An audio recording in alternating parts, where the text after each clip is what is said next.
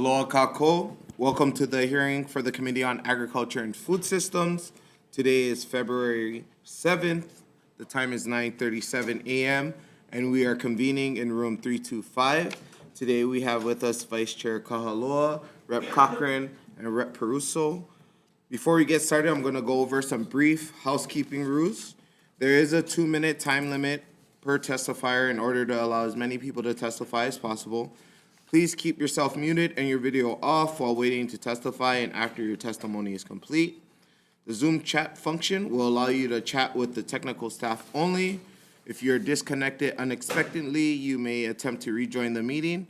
If disconnected while presenting testimony, you may be allowed to continue if time permits.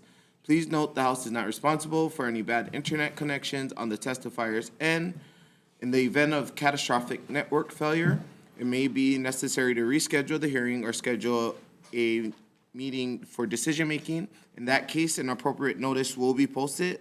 Lastly, please refrain from profanity or uncivil behavior. Such behavior may be grounds for removal from hearing without the ability to join. And with that, we'll go on to our first bill, HB 2001, relating to restorative aquaculture. First testifier we have is Department of Agriculture.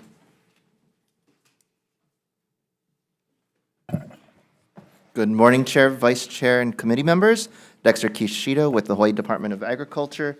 We stand in support of this bill. Aquaculture has amazing potential for Hawaii.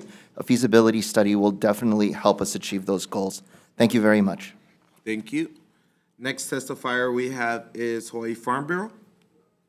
Thank you, Chair. The Hawaii Farm Bureau will stand on its written testimony in support. Thank you.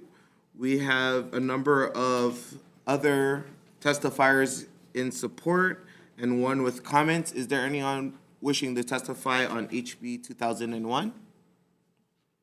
Okay, seeing none. Members, any questions? Rep. Ward. Thank you, Chair. Department of Agriculture. Very simple, basic common sense question. Why haven't you guys done this earlier? Remember Tap Pryor in the 70s was doing this stuff?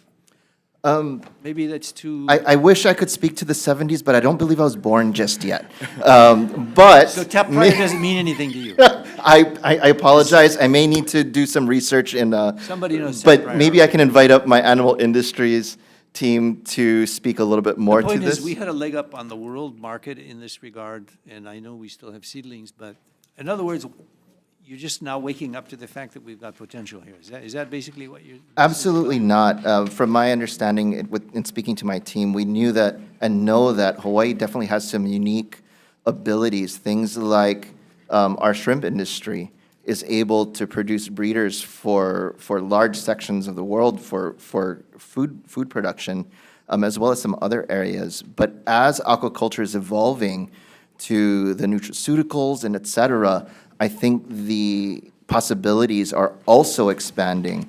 And so a feasibility study will definitely help to also weigh best locations, areas, and what direction Hawaii goes in to do the both and, right? Both for food, but also for other investment and intellectual property development, et cetera.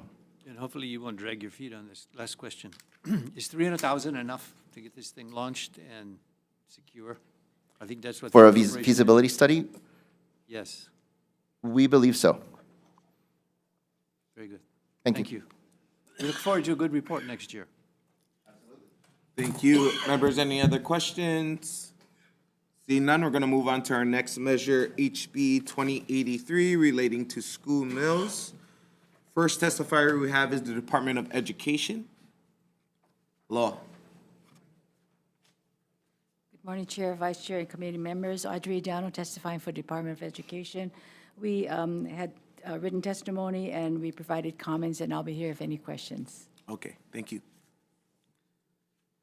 Next testifier we have is Hawaii Alliance for Progressive Action. Hi, Chair, we stand in our support testimony. Here if you have any questions. Thank you. Mahalo. Next testifier we have is Hawaii Farmers Union.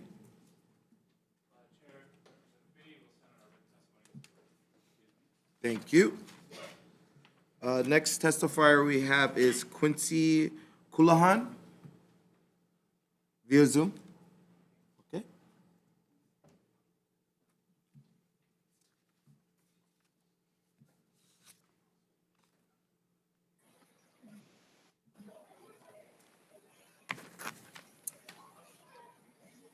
Hello. Aloha, Chair, Vice Chair, and members of the committee. I'm Quincy Gulahan, a senior at Milani High School, and I'm here today to testify in strong support of this bill.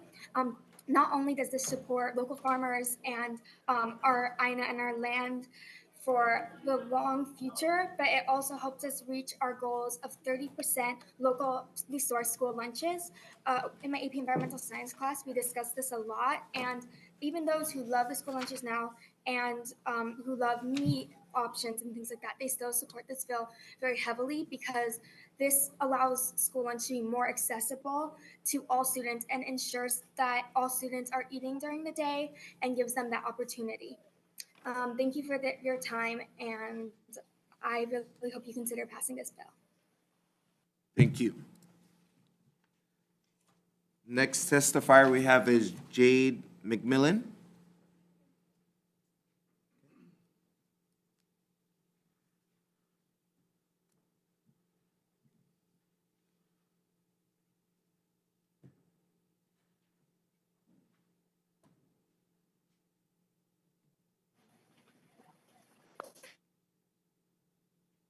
Hi, my name is Jill, and I support the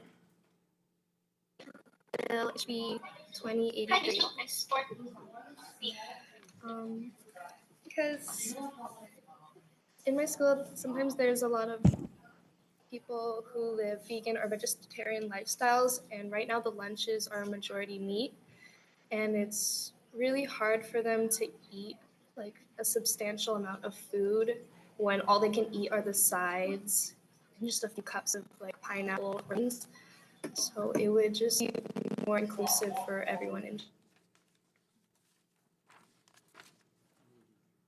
Thank you for your testimony.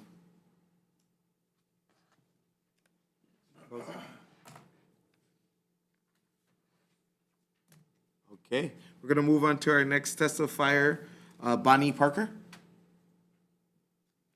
Okay.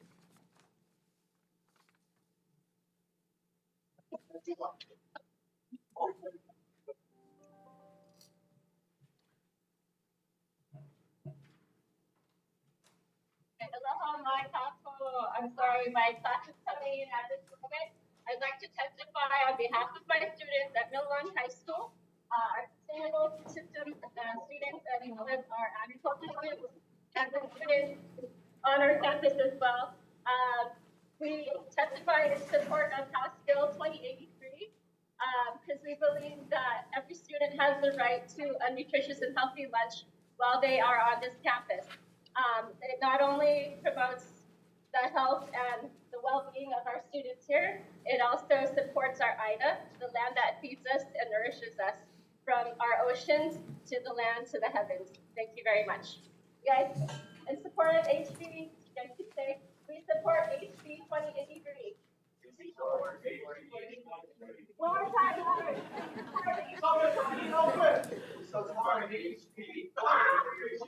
Okay, thank you very much. Thank you. We appreciate seeing all the students with you guys today. For the next testifier we have is Jennifer Kuwahara. Okay.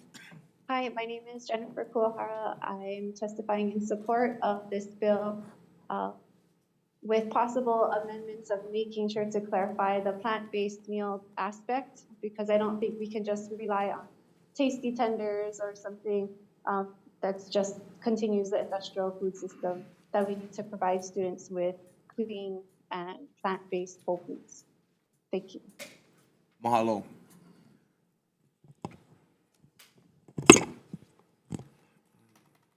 Okay, next testifier we have is Jada Sakota.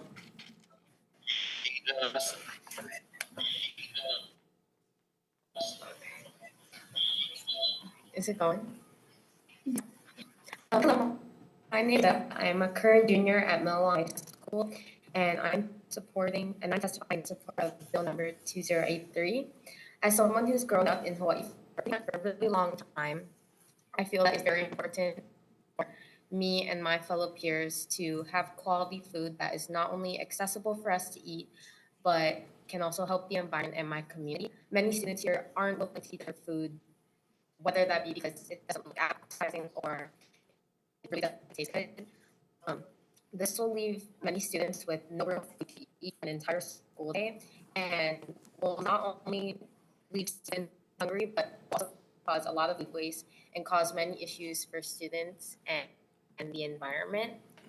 24% of waste in landfills is actually food waste, and I feel that with this bill, it can really help that and support the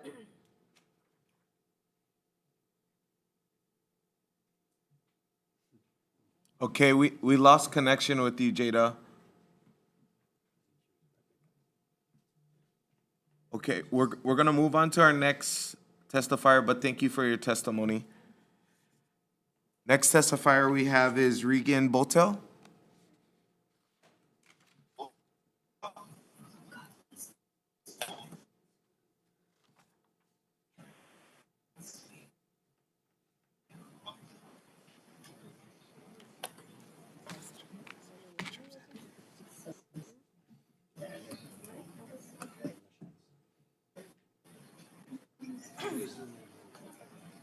Hi, my name is Megan, and I am by this bill. There's no the whole meal. I usually end up just eating a side, and oftentimes I end up not eating food for a whole school day. And more often than not, I actually eat the food that's sometimes provided by my teachers or other peers. And I feel that I've been paying a lot for school supplies and things like that for my food, and I just feel like it's more inclusive and would help me and other people who don't eat meat with our academic performance and things like that, with our energy. And yeah, thank you for listening. Mahalo for your testimony. Moving on to our next testifier, Sunessa Domingo. Okay.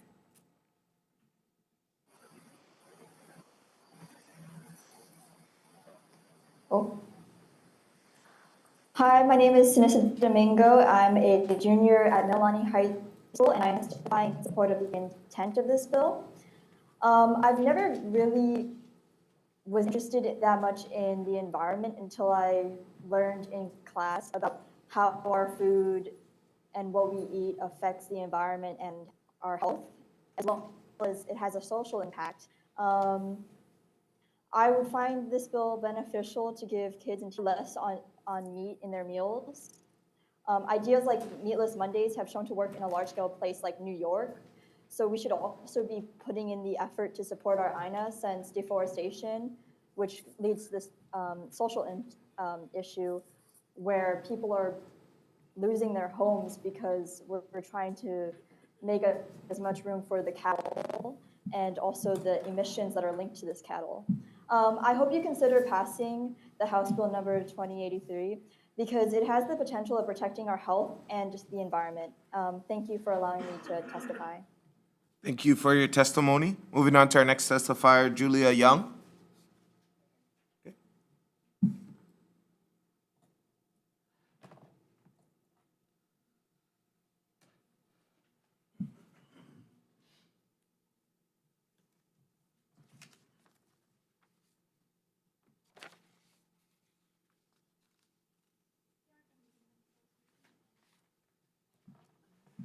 Okay. Can you unmute yourself?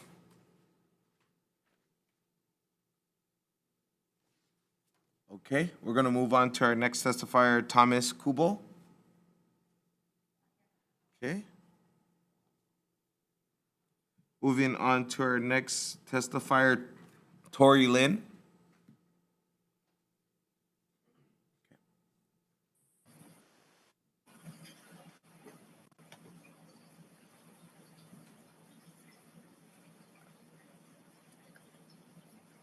Hi, my name is Tori Lynn, and I am a junior at Mililani High School. I'm testifying here in support of House Bill number 2083. As someone who's lived here in Hawaii my entire life and in the city of Mililani, I'm really looking forward to making a change in this community. Throughout my entire school life, the school lunches have been vaguely the same. They have been filled with low quality, bland tasting food, which has been to low interest to several students among schools across Mililani. With this bill passing, hopefully that this will create a more wanting of the students to, first of all, buy the food, spread more awareness, and have overall health benefits. Throughout the school day, students get very hungry, having to sit through many hours of classes, and they need their food to continue on so they can succeed well in their classes. With these low quality, bland tasting foods, they do not want to buy these lunches so that they have to go through the entire day tired and hungry. And they resort to, at least here in Mililani, they resort to going to the town center, which is filled with fast food that isn't really nutritional at all. With the passing of this bill, hopefully that we can have a more healthy growing food and a more sustainable for the Hawaiian Islands. And hopefully it'll have more benefits to the school as well as the students. Thank you for letting me testify, and I hope you consider passing House Bill number 2083. Mahalo for your testimony. Okay, we have Julia Young back on the line. Go ahead, Julia, you can continue your testimony.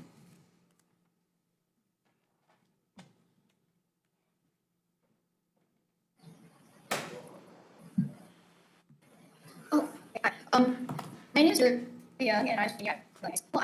I'm testifying in support of House Bill number 23.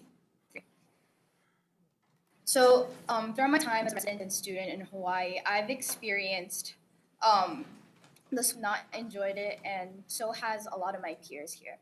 And there are a percentage of students here who have families who aren't able to put down food on their table, which is why they have to depend on these school lunches most of the time. And these school lunches, they're usually poor quality due to because of the processed and food additives that are added onto these food. So I feel like with this bill, I feel like we'd have basically better quality food for these students so that they can succeed more academically. And so our students are our future, and by making a difference with the schools, I hope that change would grow to become something more greater and something more substantial for the rest of our community. Thank you for letting me testify. Mahalo. Moving on to our next testifier we have is Miki Haisuka. Okay. We have a number of individuals testifying in support. We have a few comments. Is there anyone else wishing to testify? Please come to the mic and state your name for the record. Thank you, Chair, Vice Chair, committee members. I'm Dennis Chase. I am the program manager for the Hawaii Farm to School Hui, as well as the Farm to School programs at Hawaii Public Health Institute. We are absolutely thrilled to see all the wonderful students from Mililani testifying today, and we are in enthusiastic support of the first aspect of this bill, allowing individual schools to present their own plans for increasing their use of local food. This is something we've long supported, that farms close to those schools should be able to apply those schools.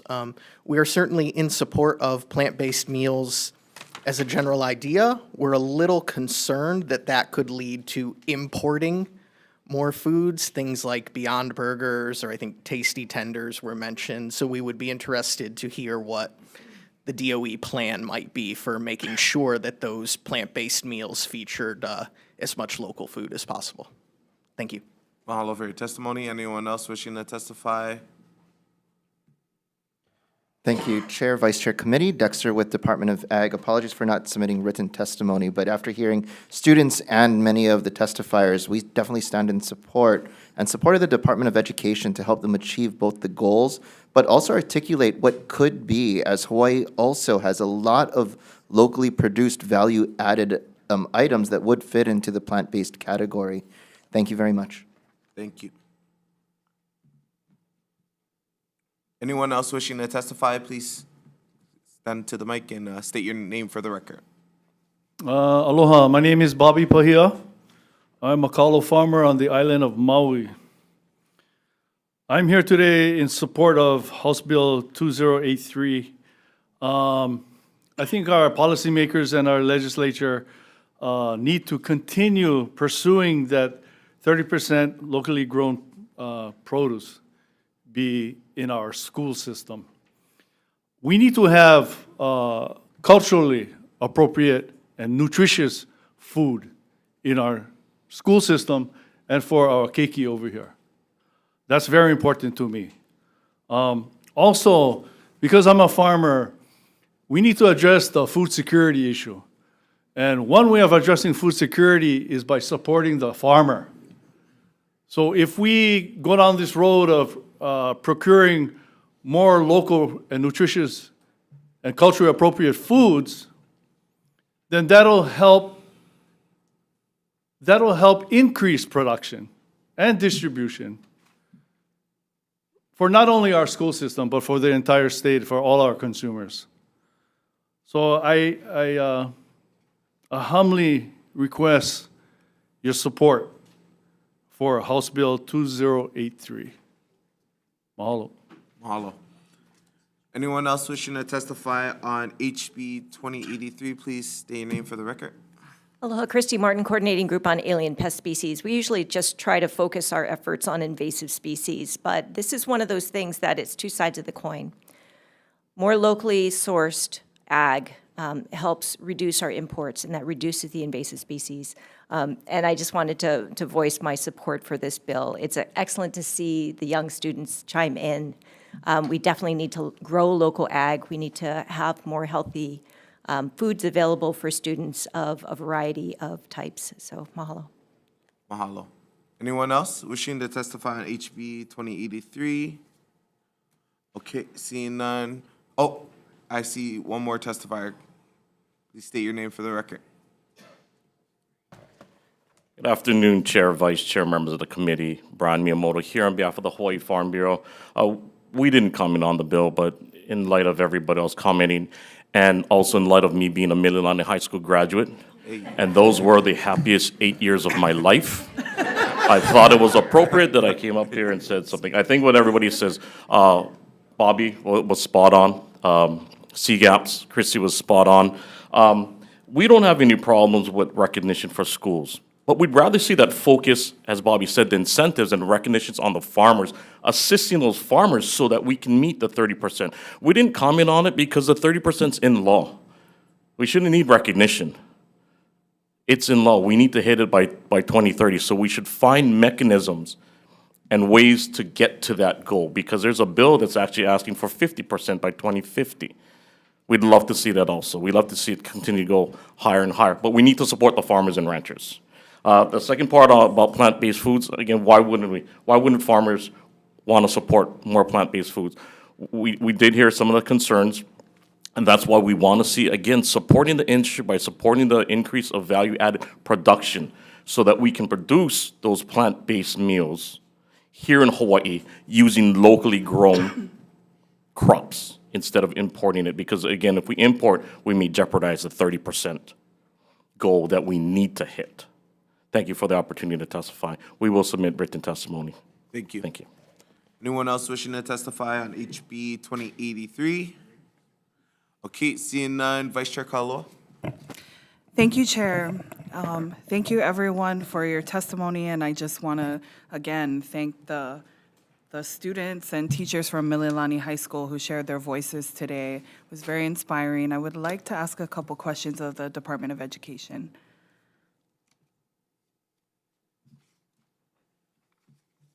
Good morning. Morning. Understanding that your testimony was written with comments, are there any amendments that could be made to this bill to get more support for this measure? Possibly by you folks. I mean, what I will add is that we will try our best, for the 30%. we would like to support all the local farmers. That is priority.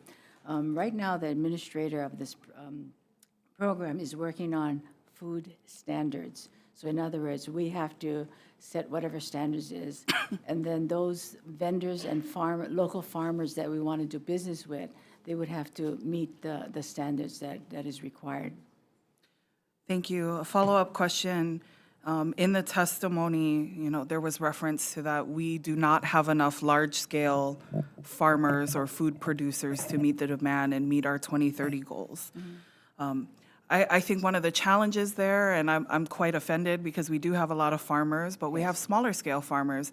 The farmers know what the DOE wants to procure and what meals they're hoping to prepare, and goals and strategic benchmarks. Our agricultural community and our farmers will step up to meet that demand. Our entrepreneurs who make value-added products will step up, but we need to know what the DOE wants. So how are we going to be more clear with our needs? Because there's also a statement made, the RFI didn't get enough feedback. We're getting ready, hopefully, for the department to have an RFP come out soon. But how specific is that going to be? Because a farmer needs to know what the needs are in order to put those plants in the ground and grow them and be able to know they can meet the contractual obligations for local purchasing. We all want to get there. We want to get there together. But we need more definition around that. I totally agree with everything you said. I don't know the timeline, but all I know is our administrator for the program is working on the food standards, and hopefully she's listening in and will see the urgency of all of this. And yes, we want to 100% support the local farmers, yes. And has the DOE ever purchased, when we were working on purchasing local food and we were above we were working towards reaching our 2030 goals more before the pandemic, have we sourced local tofu or McNut milk or other plant-based local products? Because your statement says we might have to buy from outside if we look at plant-based options that are written within this bill. Well, to the best of my knowledge, we would try to work with the local farmers, try to have them comply with the food standards once it's completed, and we know everything is a rush. I wanted to clarify one statement that each school is not responsible or equipped to create their own set of guidelines. So the point is that it'll be like a Bible that our administrator does for this food standards, and hopefully it'll be worked on quickly. I mean, because I hear the testimony of the local farmers, and my heart goes out to them. To speak to that question, though, if there are passionate schools like Mililani High School, the Kohala Complex area, others across the state that want to help us reach these goals, is the department, whether within this bill or in another way, going to work directly and help those who really want to get on board? Because buy-in is important, Yes. and there are schools that want to buy in, but how's the department helping potentially do regional procurement with those passionate cafeteria workforce, students, principals, CASs in those areas that really want to commit to this? Because we can amend that in the bill, and I think that's the point of the bill. Those who are passionate, want to do this, that there's incentives to do this under support and recognition. I understand, and I would say that whoever's passionate and want to take leadership, go through the principal, through the CASs, and they'll know who to contact, which is the administrator for the food services. And can you let us know if the department has sourced any plant-based proteins later, like local tofu, McNut milk? Because we have producers who do that. And again, to meet the needs of what the voices of the Mililani High School students and others are asking for, we know we have those products. So has the department ever procured them? If not, what volumes do they need? Because there are lots of people willing to match make and make sure we can meet those requests if we know. So if students want plant-based options, let's work on it.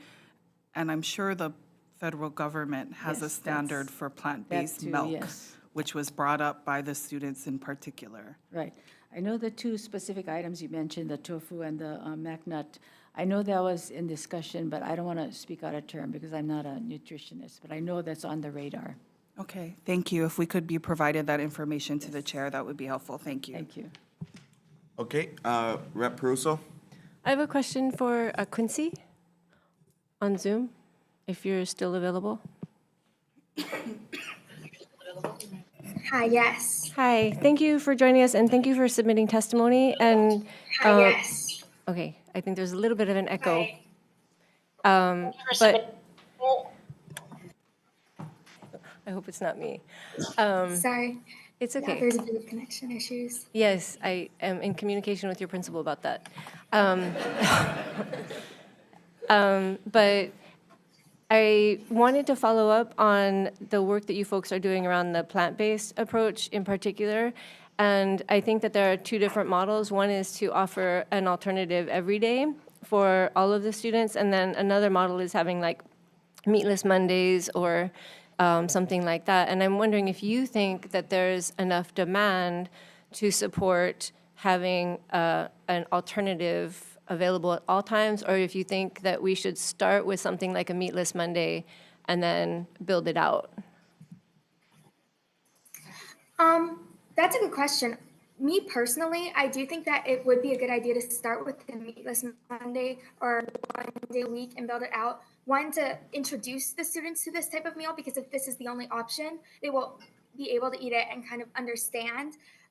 Whereas some people might be a little bit afraid to try something new for the first time if there's two options and what's comfortable is always available. And it is good to expand later on. In addition, we know that Meatless Mondays is something that works. We've seen it in other states before. So that's something that's more reliable, I think. And as we gain support amongst student bodies for these local or these meatless options, it would be a good idea to expand it. Okay, thank you so much. Thank you, Chair. Thank you. Members, any other questions? Rep. Ward? Thank you, Chair. The confessed Mililani graduate who runs the Farm Bureau. Brian, is that you? Do we have a supply or demand problem? What percent of the 30% have we already reached? And is it feasible to get to the 30%? Where are we right now? Thank you, Representative, 6%. We're at 6%. According to the latest stats How from the long have we DOE. been trying to do, and we got 6%? How long have we been doing this?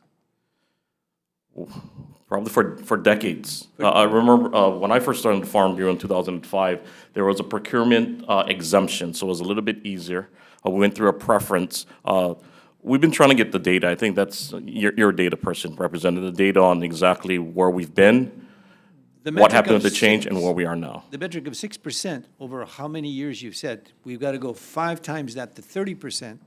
And if we've crawled to where we're at 6%, is this really feasible? The question initially was, is it a supply or demand? Can your farmers produce this stuff?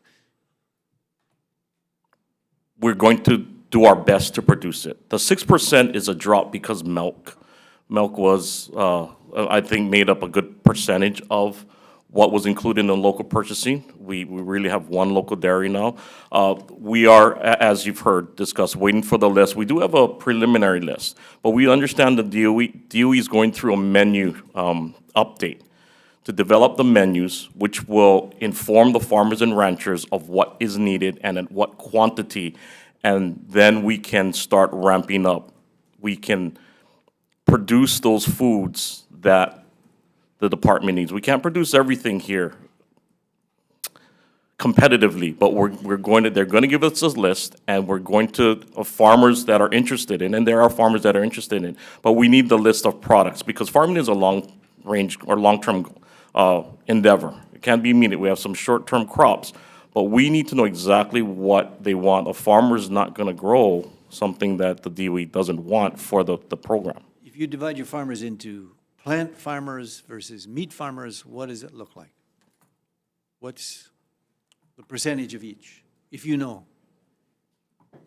Yeah, what metric are you using? Acreage, using dollars, are using the amount of farmers? The amount of farmers would be How many produce. farmers grow plants? How many farmers grow chickens and cows? Some grow both. We have 7,300 farms. Majority of the farms are small farms. A comment was brought up, you brought up the supply concern with DOE. That's why we are strong supporters of the food hub programs. Those will help aggregate from the small farmers so that we can achieve these goals that the legislature or policymakers have We should set. be able to supply meat, we should supply the vegetables without having to go to the mainland California, et cetera. The 30%, we believe the 30% is attainable, and we will reach that goal. Brian, last question. What's the state of the art of this massive DOE centralized kitchen that's going to cook for everybody and is going to be a great consumer of your products? Or is that something the DOE should answer? I believe the DOE is probably better suited. We understand it's not just one central kitchen. We're referring it more as regional kitchens. And again, utilizing the Zippy's model where it is a facility that will purchase from our farmers and ranchers and will help process because, as we know, again, from Mililani High School services other schools. Not every school has the cafeteria capacity to do scratch cooking. We still want that done, but we're looking at possibly doing that in the centralized or regional kitchens. Again, using local, increasing our purchasing of local, processing it there, and then getting it to the kitchens and having them kind of continue what they're doing for now. So I believe it's still a project that we will see in the near future. And again, these are regional kitchens, so it's not just one kitchen in central Oahu.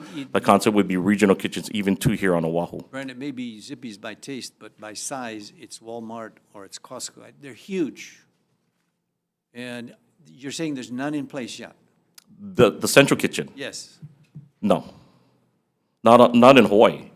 There are in the mainland, different school districts on the mainland. We are building one in Hawaii. Because this was going to be the magic bullet to solve all of the standardization. Please make it brief. Audrey, DOE. do you have, very briefly, Audrey, update on the giant kitchens, which were promised to be a solution? The giant kitchen is on the drawing board. Drawing board. Drawing board as we speak. Same as last year. Okay, I'm sorry. I was born last year, but I wasn't here last year, so I'm sorry. It is on the drawing board. There's a lot of things we have to do before that. It's a money issue too now. And yes, as the previous speaker said, it'll be, for now, one kitchen. That's why it's a central kitchen. Anyways, on the drawing board. It's a giant one. It's not just these mini regional. It's huge. It's not real giant, but it'll be a starter, and it depends on the funds. And there's a lot of things too. How many schools within the area that this kitchen is probably going to be built? How many schools will it service, as far as with the Zippy model, doing the kitchen and distributing? We have transportation problems in a sense that who's going to deliver the food? We're already short of bus drivers, so do we, maybe I'll get a CDL license and drive the bus. But we have to take the food to the school, so even if we cook it, there's a lot of elements that need to be thought out yet, but it is on the drawing board.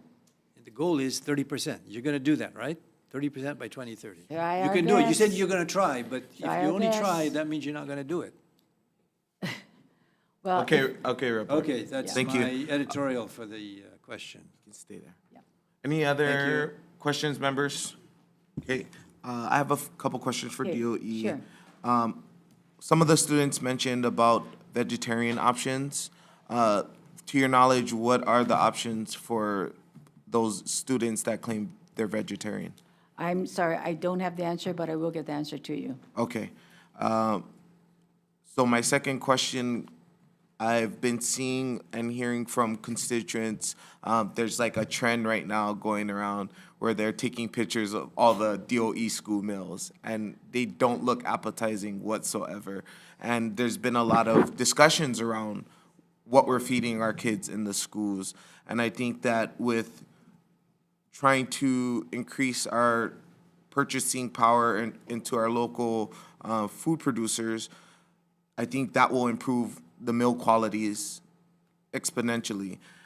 But I also think that there is room for our schools to play a role in this battle to increase the local productions that we have. So is there any conversations of doing food campuses at our schools? Because right now across the communities, there are nonprofits and also schools that are taking on the initiative to create community gardens and so forth.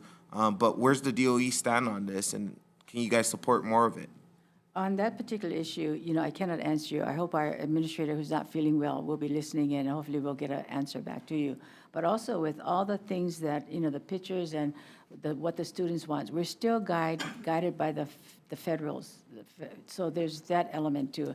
And, there's a scale of, how many calories this and how many calories that, and which I'm not a nutritionist. So there's guidelines that we also have to follow, but I don't see why a conversation could be had.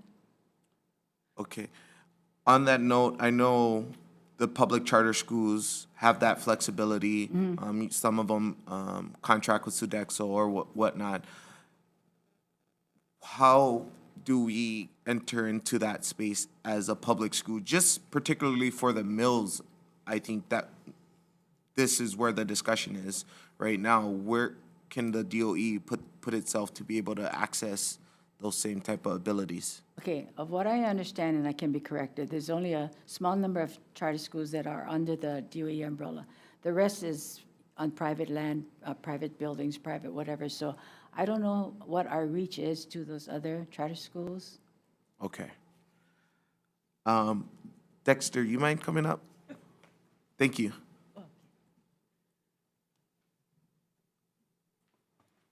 I know you have a little background in this field. Can you enlighten us a little bit on, I guess, start with the production of community gardens? Since you're at DOA, is there a way DOA even can collaborate? In the Department of Agriculture, we've now run micro grants to communities, and that's a great mechanism. It's small, it's about 10,000 for organizations to tap into to support. And we're definitely in support of food security in our communities, and that means multiple things. Definitely helping our farmers to grow to commercial scale and then to expand further to be commercially viable. But that also means sometimes communities coming together to support a school to make that campus also secure. We're also in recent conversations, and there's a few pieces of legislation this year that we'd love for this committee and others to support. For example, farm-to-food bank programs and the Hawaii Healthy Food Initiative, which is the DBUCS program, to also increase access for our communities. Along with the Farm-to-Food Bank, one of the marvelous things that the DOE, and not to speak to our departmental, or for them, but I just really want to congratulate them, that they've partnered with the Hawaii Food Bank and to increase the ability for the food bank to access campuses, to create these not backpack programs, but these programs where students across campuses across the state can access a bag of food over the weekend to take home. So now empowering our children to be tremendous contributors to food security at their homes through their campuses. And so how marvelous it would be to also pair these school garden produce that's developed to these kinds of programs to support each other, building that kind of camaraderie. Got it. And around the food safety aspect for, say, a school garden or community garden at that, what does that look like in terms of making sure the liability issue is taken care of? Great question, and that is something we're speaking with Superintendent and the DOE about. The department does coaching on food safety, the USDA programs, and to really articulate what the DOE and the state deems as viable risk management, because that's really what it comes down to. Is there a law that USDA says school nutrition programs have to have food safety certified produce? Not really, but they need to ensure that they're purchasing from reputable sources. And our farms, there are some traceability requirements, et cetera. But at the same time, we are serving our most vulnerable populations, or some of our most vulnerable populations, and want to ensure that we're feeding our kids the best of the best. Thank you, Deputy. Thank you. Okay. Any other questions, members? Rev. Cochran? Thank you. I don't know if, the question is about, in particular, Maui Nui schools. 32 schools there did community gardens. I'm talking a decade ago they started this, right? Lane Huff, my school teacher from my high school, started this program. And I'm just wondering, is there any data on the state's behalf to look into how Maui Nui has been doing this from all these years? Because I'm not aware today, sitting here, what they grow is utilized in their own schools, directly in their kitchens. Oh, and you have more insight? Okay, great. Oh, yeah, okay, great, yeah, Dennis? perfect. Yeah, if you could speak to that a little bit? Because it's almost like we don't need to reinvent wheels here. It's like, I know Maui Nui has been light years ahead already. Right, so I don't have specific numbers for Maui Nui, but I can tell you in general, in Hawaii, roughly 80% of public schools have some type of school garden. Now, not all of them are growing food, but many of them are. And there are sort of different levels of usage that they can use. So if they have a school garden, then they can use the food coming from that garden for sampling within classrooms. Culinary programs can use it.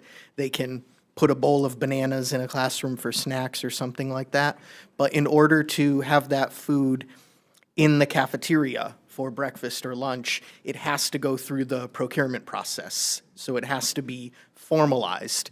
Now, there's a program called Garden to Cafeteria that has been in place for several years where schools can apply and there is funding available for these programs. And the teachers and other school staff would go through food safety training before they're able to have this food procured by the cafeteria, and they would work with the cafeteria manager. Now, ultimately, that program serving food in the cafeteria is on pause right now. It has been for about 2 years from the SFSB as they reconsider the safety requirements. There are some examples of schools such as Lelehua that have a very well-developed garden program. They actually get their are in the process of getting GAP certification, which is what commercial farms would usually get, but they are very heavily resourced. So for a lot of schools, that is not an option. Okay, well, no, I appreciate that insight and just, yeah, so we can continue the efforts that are already in place. Thank you so much. Okay, thank you. Members, we're gonna move on to our next bill, HB 2136, relating to agriculture. First testifier we have is Department of Agriculture. Thank you very much. Dexter Kishida, Hawaii Department of Agriculture. The department stands on our comments in the bill, in the testimony. Well, I guess some highlights, we do some of this already, but one of the things that I did want to point out that from the data prohibition, January 2023, the branch has not seen any misapplications of the banned active ingredient chlorpyrifos. If you have any questions, I do have my team here as well that has much more expertise in this. Thank you very much. Thank you. Moving on to our next testifier, we have Hawaii Alliance for Progressive Action.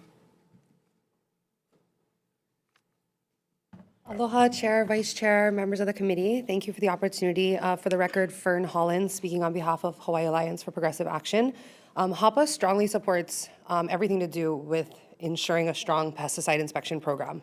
We support the intent to bolster that program and to ensure the safety. We just heard from a bunch of students in Mililani. That was beautifully inspiring, and I would ask you to please consider possibly making amendments to this bill to include two really important things that we're working to achieve this year. Both of those are highlighted in HB 2299 and HB 2646. But we would ask, Chair, that you would consider including in this an amendment that would improve the restricted use pesticide reporting for Hawaii. As I have gotten the opportunity to speak to some of you about, we are really lacking in sound data to do public health assessments. Particularly, we really need the restricted use data to include a location, a geospatial location, so that we can do these pesticide public health overlays. So I would ask that the committee consider both amending it to include stronger RUP data collection in the form of consistency, monthly reporting, and again, this geospatial location that allows us to do this important health studies and get the data that we really need. I would also ask you to consider including some sort of buffer zone protection in this measure, and that's particularly to protect students like those in Mililani, where we're seeing this huge amount of application happening in north central Oahu of over 200,000 pounds of active fumigant ingredients. So I would just ask that you would consider that, because to inspect for violation, there first has to be a violation. And so if we can create these buffers to create some sort of safety protection mechanism, then we could, check that through the inspection program. So I would just ask that you consider those two amendments to include particularly, most importantly, this data collection, which is just so important. We've learned from the 2019 data that 99% of all the restricted use pesticides that were reported out in 2019 were applied by 10 users. You heard a previous testifier speak to over 7,000 farms. This is not widely being used by farmers. There's just a handful of communities that are greatly affected. So I would just ask you to consider that in this bill. Thank you very much for your time. Thank you. Moving on to our next testifier, Hawaii Farm Bureau. Hawaii Farm Bureau will stand on its written testimony providing comments. Thank you. Next testifier we have is Hawaii Farmers Union. Aloha, Chair, Vice Chair, committee members, Hunter Hevelin here on behalf of Hawaii Farmers Union.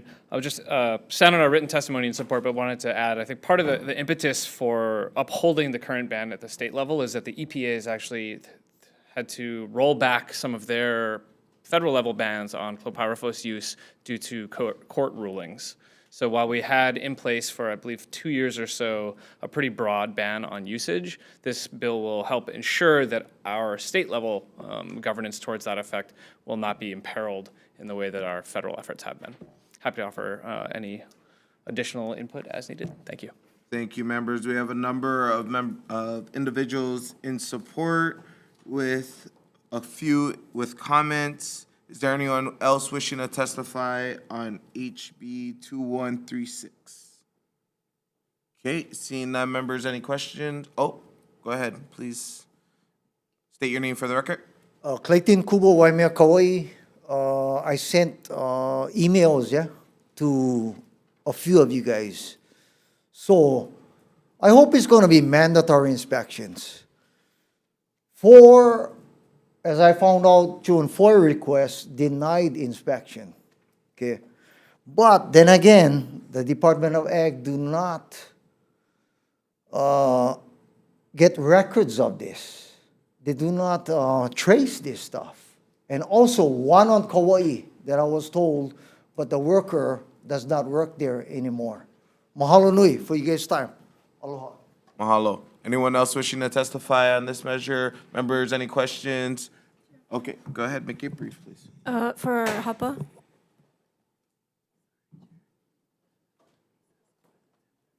Yes, Representative Pruso. A lot of the data that you've been analyzing is directly impacting or reflects the impact of the use of pesticides in my community. And I'm wondering, I feel like the conversations around pesticides is really difficult, but can you speak to why, if it's just a few bad actors, why we can't address this problem within the existing rules? So why couldn't they receive violations or fines? And we just increased the fines for violators last session. Why isn't there a way to address this in law already? Or like, what would we need to address it? We would need specific statute that would prevent application within a certain distance of schools. And so what we're seeing is that due to Act 45 and the banning of chlorpyrifos, and what started to give us this data, it gave 100 feet during school hours.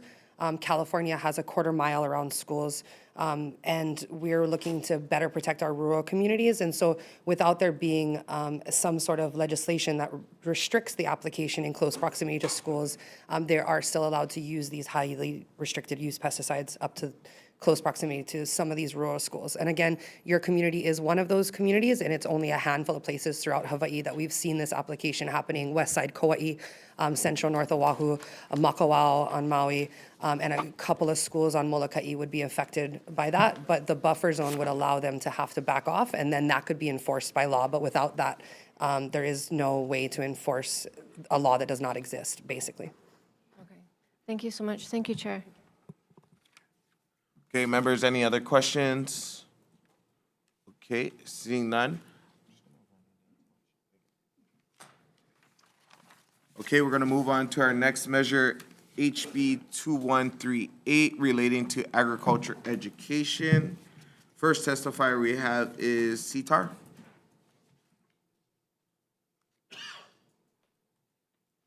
Good morning. Thank you very much. I'm Walter Bowen, Associate Dean of Research in CTAR.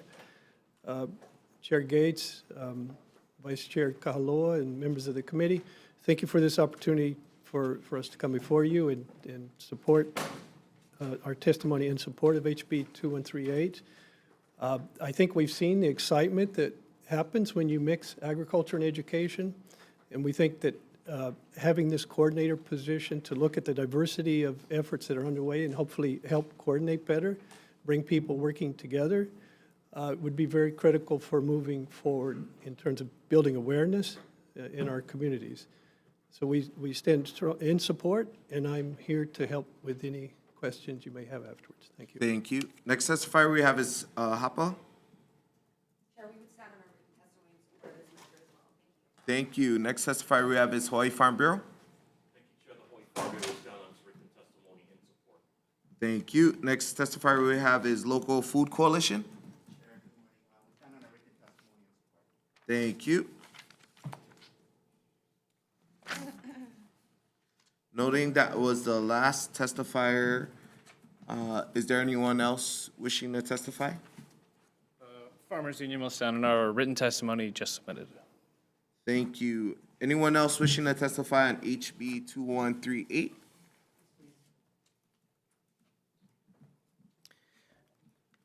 Chair, Vice Chair, committee members, Dennis Chase, Program Manager for the Farm to School Hui in Hawaii. We would like to testify in support of this measure. To give a slight bit of history, in 2019, the P20 Agricultural Education Working Group was convened by the Senate, and in 2019, they generated a report to the legislature, DC 149, that recommended this position to advance a coordinated statewide approach to regenerating Hawaii's community food systems, and we believe this position is vital to reaching that goal. Thank you. Thank you. Anyone else wishing to testify on HB 2138? Please state your name for the record. Aloha, Bobby Pahia, Maui. I am in support of House Bill 2138, the Agriculture Education Coordinator position. As we all know, that if we want to build capacity regarding almost anything in agriculture, it starts with education. So I'm in support of this position because this position can be the lead that can extend education to the greater majority of the school system. As we all know, our farmers are all aging out. We need to get the young involved in agriculture. We need to bring education forth that is cognizant with the times of change. We need to get education out to the potential farmers and to create that pipeline and to continue that pipeline of education. Like, for example, taking advantage of IT technology. Because as we all know, the labor costs is one of the major impediments in agriculture. So we need to advance our practices. And we need this position so they can act as a conduit to the greater agriculture communities out there. I'm talking about like Future Farmers of America. Funding for that, I can't say, I'm unsure, but I don't see that program active as it was 30 years ago. We need to get the education there, and therefore I stand in support of House Bill 2138. Thank you. Mahalo for your testimony. Anyone else wishing to testify on HB 2138? Okay, seeing none. Members, any questions? Rep. Ward. Thank you, Chair. Brian, may I ask you a few questions? You have consistently briefed the Ag Committee on the demographics. This bill said that the average farmer is 60. I thought it was 60, 65-ish. Is that correct? Thank you, Representative Ward. Brian Miyamoto on behalf of the Hawaii Farm Bureau. I've seen 60.4. I guess 60 is a round number to use, but we've been using 60 for the last 4 years, so let's go with 65. Okay, what's missing here is their income. What was the average income? 25,000 to 50,000 that you mentioned before? Well, 25% of the 7,300 is $1,000. I believe $1,000, 80%. Is that gross or net? $1,000 Gross, gross? in sales, yes, in sales. $1,000. 80%, I believe, is 50,000 or less. So there's a huge majority, or a small minority that produces most of the products there, as far as Categorically, sales. they're old and they're poor. Now, we've got a position here to incentivize them, right? Is there enough incentives just to have education? And this is the test and the metric of education. How many of the farmers who are there now are the successors of parents who are farmers? Generally, the succession of farming and other businesses, you give it to your kids. How many of the farmers are kids of farmers? I don't have that demographic. I'm not even sure if USDA keeps those numbers. Those numbers are probably going down. We have new generation of farmers that have come to Hawaii. And we don't use old, Representative, we use experience. However, the beauty of education is not just that we are potentially developing new farmers and ranchers, new agribusiness folks. And as you heard Bobby articulates very well on the benefits of this program.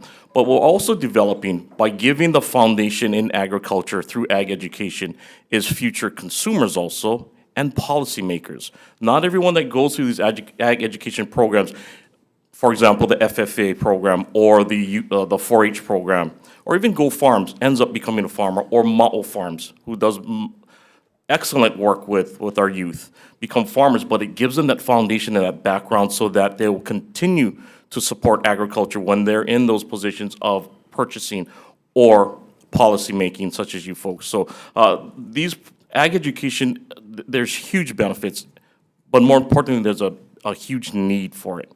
We need to reconnect our youth, or connect our youth and reconnect our youth with agriculture. But Brian, with need, you need reward. And if everybody's old and poor, you're going to have a role model that's going to be a tough one. The point is, this is good, but I think it's only going to go so far, given what the demographics and the existence out there. Not everybody's experienced and poor, but I think a great point that Mr. Pahia brought out also is the ag technology. There are many agriculture jobs that aren't necessarily just hands in the soil. So there are, and we are trying to increase ag workforce. And there are many bills with ag internships. I've seen many that's coming before this body that's seeking to address what this is. But having a dedicated agriculture coordinator that can kind of coalesce everything together, I think is a worthy and important investment from the legislature. Last comment, the most impressive ag development I've seen is Mahipono on Maui with our former lieutenant governor. They're doing gangbusters. They're going to have the lemon of the international market, beating out quality and price even with Mexico's lemons. That is a model that I know this one doesn't entail, but that is one that is going gangbusters. Just as a comment. Thank you. Thank you, members. Thank you, Chair. Seeing no further questions, we're going to recess this. Sorry, Chair, real quick, if you don't mind. Okay. Make it brief, For, please. do you re-left? Yes. Okay, sorry, it was about to follow up on the FFA comment, but I agree anyways. Thank you. Okay, members are going to recess our 9:30 a.m. ag hearing to open up our 10:30 a.m. joint agenda with Water and Land. So recess.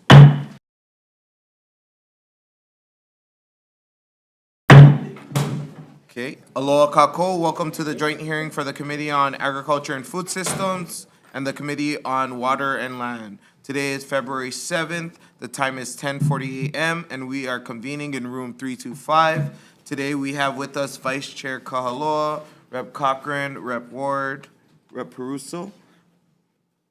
You want to introduce Water and Land? Thank you, Chair Gates. On behalf of the Waterland Committee, it's myself, Vice Chair Poipoi, members Morikawa and Takayama. Thank you. Thank you. Before we get started, I'm going to go over some brief housekeeping rules. There is a 2-minute time limit per testifier in order to allow as many testifiers to testify as possible. Please keep yourself muted and your video off while waiting to testify and after your testimony is complete. Zoom chat function will allow you to chat with the technical staff only. If you're disconnected, Unexpectedly, you may attempt to rejoin the meeting. If disconnected while presenting testimony, you may be allowed to continue if time permits. Please note the House is not responsible for any bad internet connections on the testifier's end. In the event of catastrophic network failure, it may be necessary to reschedule the hearing or schedule a meeting for decision-making. In that case, an appropriate notice will be posted. Lastly, please refrain from profanity or uncivil behavior. Such behavior may be grounds for removal from hearing without the ability to rejoin. With that being said, we have one item on our agenda, HB 2638, relating to agricultural land use potential. First testifier we have is Department of Agriculture.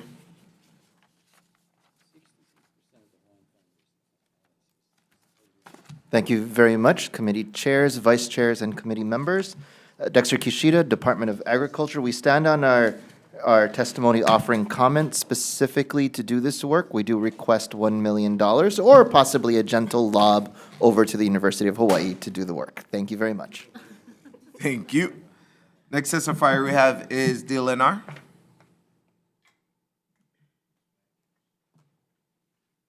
Aloha, I'm Emma Ewan with Department of Land and Natural Resources, and we stand on our testimony with comments.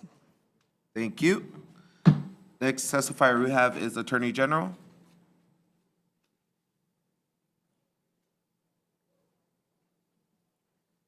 Good morning, Deputy Attorney General Travis Moon providing comments. We provided a technical comment in our written testimony, which is that we recommend amending the wording in subsections A and B in Section 2 of the bill to clarify which lands are subject to the evaluation and the report.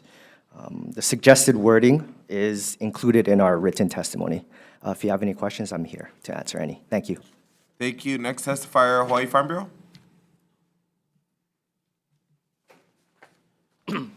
Thank you, chairs, vice chairs, members of the committees. Brian Miyamoto here on behalf of the Hawaii Farm Bureau. We support the intent of this measure. However, we do want some clarification, or I guess our concern is certain lands are exempted. Commercial, residential, and DUI, again, we're looking at 5-acre lands or state-owned 5 acre for them to take a look at to see if there's agricultural value. What's not exempted, and our question is, are we asking the Department of Ag to also look at conservation lands? We think maybe that should be exempted. We're not sure if that's the intent of the measure, but we are not advocating for any conservation lands to come out of conservation for agriculture production. So other than that, we support the intent. We believe it's great data. We also did reference in our testimony that some work has been done with the agriculture baseline studies. So instead of duplicating with this third party, take a look at what's already been done and maybe start from there. But again, we do have concerns with conservation lands. Thank you for the opportunity to testify. Thank you for your testimony. That was the last person indicating they would be here to testify on HB 2638. Is there anyone else wishing to testify on this measure? Please come to the mic and state your name for the record. Chairs, vice chairs, committee members, I'm Hunter Hevelin, testifying on behalf of the Hawaii Farmers Union. We have submitted some late testimony, but I'll speak to it in brief. I think we are in strong support of this measure and continuing to better understand the potential of our agricultural land holdings. To the comments of my esteemed compatriot here, and looking, as I have in professional capacity outside of the Farmers Union, at the history of our land classification systems, what we've found is that setting boundaries that are too narrow may actually not really serve our understanding of agricultural potential. What we see is that land use district boundaries and zoning boundaries tend to change a fair bit, and so I would recommend that we actually expand potentially the volume of lands that are considered through this assessment. And I've also provided some additional comment about a little bit of the history of how the Land Study Bureau efforts like the Agricultural Lands of Importance to the State of Hawaii or our land evaluation and site assessment programs, which all pursued this in various ways, did so in various ways. And so it would recommend that either this body or it be articulated into the bill that the efforts or the specific intent of what we mean by agricultural potential be articulated. Happy to offer additional or answer additional questions if needed. Thank you. Thank you. Next testifier we have is, actually that's all our testifiers. Is there anyone else wishing to testify? Okay, seeing none. Members, any questions? Or board? Thank you, Chair. Brian, again, Farm Bureau. Brian, how do we compare to other states where, in this bill, it says 42% of states' agricultural land is currently unfarmed? Is that an industry average of most states, or are we above or below the mean, if you are aware of that, or if somebody else is aware of that? It looks like a lot of land is being unutilized, is the point. Thank you, Representative Brian Miyamoto, on behalf of the Hawaii Farm Bureau. I am not aware of the comparisons with the other 49 and Puerto Rico. Does anyone here know how that looks? Because it looks like a lot of underutilized land, unless that's the norm. Okay, we don't know. Thank you very much. Thank you, Chair. Members, any other questions? Rep. Russo? I have a quick question for DLNR. So I appreciated your more holistic approach and thinking about not just land, but water and the necessity of forests for recharging of our aquifers. So I'm wondering, you had suggested two things. One, that the study also look at water recharge necessary for agricultural production. And the second recommendation that I saw was that this be a joint study of DLNR and DOA. Does that kind of capture your two recommendations? Okay, thank you. Yes. Thank you, Chair. Okay. Any other questions, members, from either agriculture or water and land? Okay, seeing none, we're gonna roll right into decision-making on this one. See, we have quorum. Okay.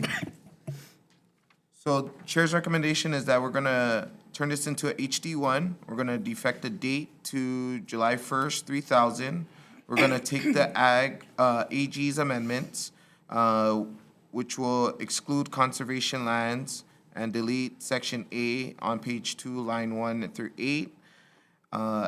Because of that language is repetitive. And in the committee report, we're gonna put the appropriation of $1 million as a request. Members, any comments, questions, concerns? Sure. I had Rep. Cochran? Sorry, and I can't retrieve the testimony right now, but in item 10, alphabets A through I in that laundry list, are cultural sites being addressed within that, in this bill? Because I don't really see the words relating to cultural things. No, it's not on the list, but the title is relating to agriculture land use potential. Yes. I'm pulling it up right now.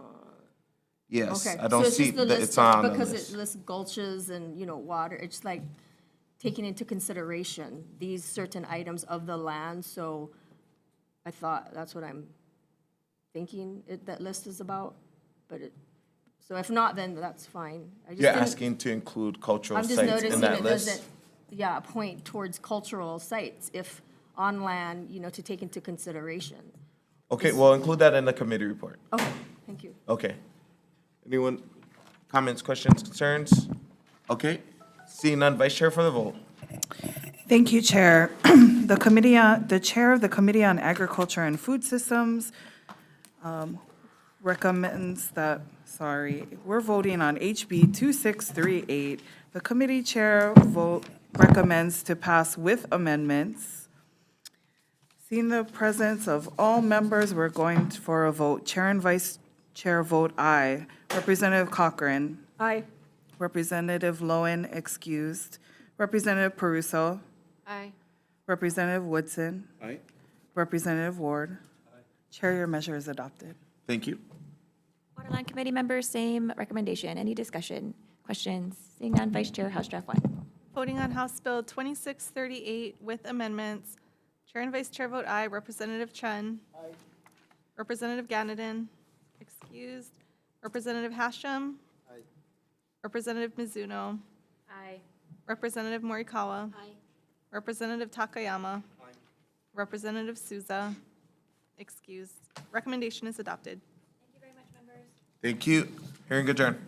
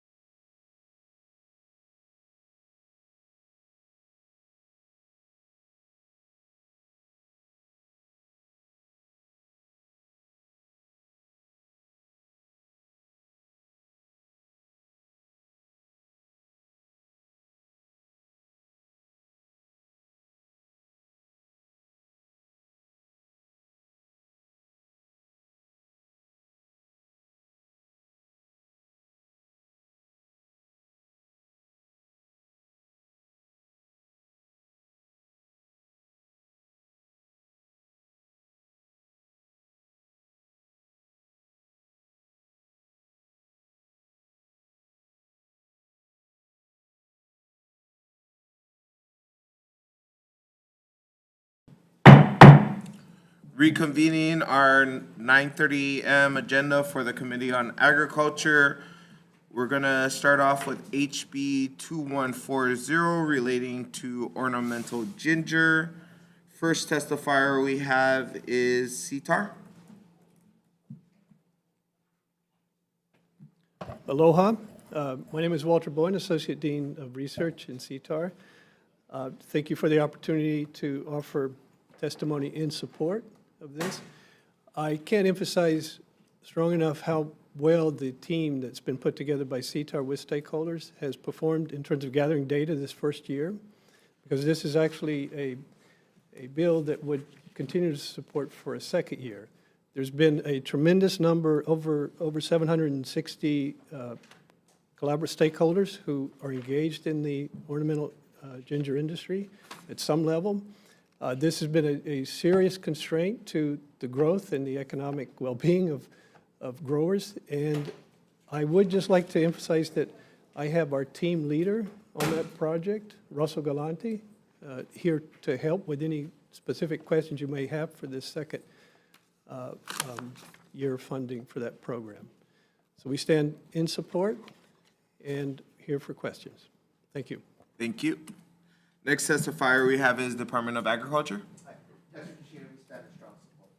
Thank you. Next testifier we have is Hawaii Farm Bureau. Thank you, Chair, members of the committee. Brian Miyamoto here on behalf of the Hawaii Farm Bill. You have a written testimony in support. This is a Farm Bureau priority bill. It has been for the past several years. We just wanted to come over and say that thank you for appropriating money last year. We asked for $250,000. The legislature appropriated $125,000. That's why we're back this year for the full amount. We're not continually asking for more and more and more and more. We were informed from CTAR last year that the amount was $250,000. He thought that would be the amount. Unfortunately, only $125,000. Gratefully $125,000. So we're just asking for the remaining balance. Thank you for the opportunity to testify.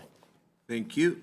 We have a number of individuals and organizations testifying in support of this measure. Is there anyone else wishing to testify on HB 2140?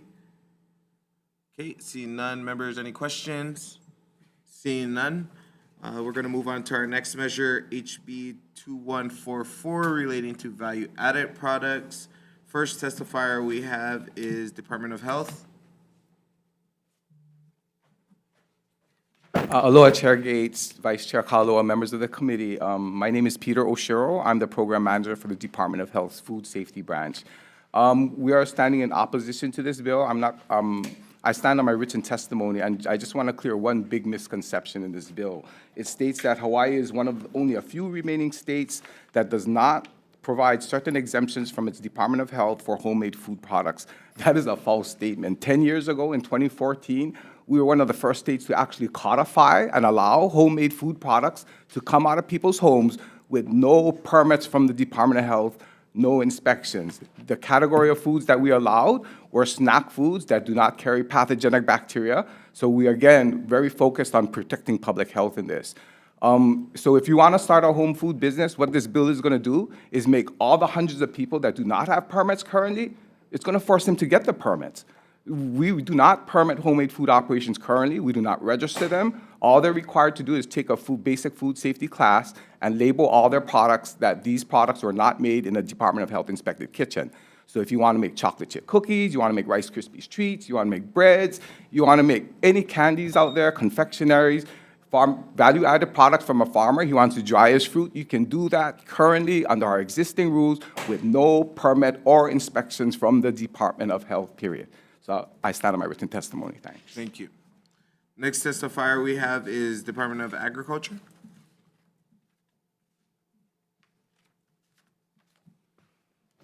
Thank you, Dexter Kishida, Department of Agriculture. We stand on our comments and politely defer to Department of Health. Thank you. Thank you. Next testifier we have is Hawaii Farm Bureau. Thank you, Chair, members of the committee. Brian Miyamoto here on behalf of the Hawaii Farm Bureau. We're in support of this measure. We're absolutely in support of homemade foods, cottage foods. But we do defer to the Department of Health on potentially dangerous or potentially hazardous homemade food products, only that part. We've heard their testimony in the past. The non-potentially hazardous, absolutely support. We support this program. We support food products that will help utilize local ag products. But the potentially hazardous homemade food products, we do defer to Department of Health on that portion. Okay. Thank you for the opportunity to testify. Thank you. Next testifier we have is Hawaii Food Industry Association. Okay. Next testifier we have is Bryn. Okay. We have a number of testifiers in support, two offering comments. Anyone else wishing to testify on HB 2144? Okay, seeing none. Members, any questions? Rep. Kaloa. Department of Health, please. Aloha.